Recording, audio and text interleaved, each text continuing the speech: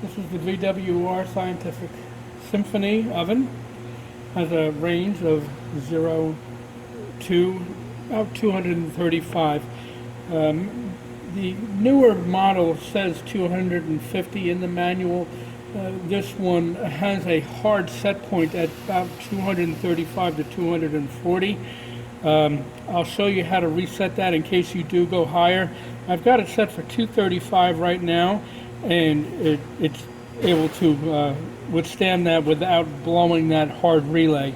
Your controls are right here, fairly simple to use, and you can see our heat control light is here, and it says our set point variable is 235, shows that we're running, and it's showing our actual temperature is 235.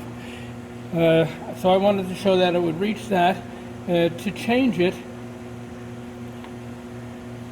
we can stop it or we can just push it, and I'm going to go down with it here so you can see the numbers are going down, and you can do it faster to go rapidly through it.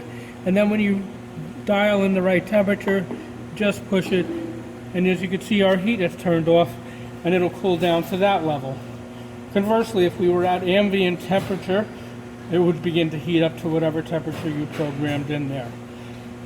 There's various functions here which are in the manual, which you can use, including an offset. At 100 degrees, it's right on. It's exactly where it should be. It was 100 set here, and on my separate thermometer, I was getting 100.1. On the right-hand side here, we have a couple things. We have our main power on and off here, our power fuse here, our 232 connection here, and our overtemp control is located here.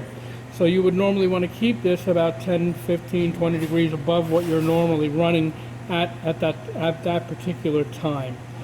And it will trip out. There is no audible alarm with this. This is just, it would stop the heat until it cooled down below what your set point was.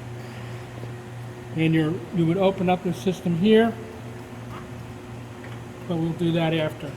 And around the back, in case you did have, this is where your power cord runs on 120 volts.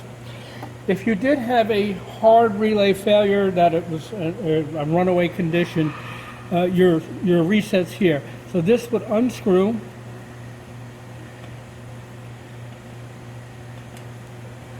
and then there's a red breaker here, and you would just push that button and you would hear a click, and that will reset the temperature. But we're not in a failure condition, so it would have no effect right now at all.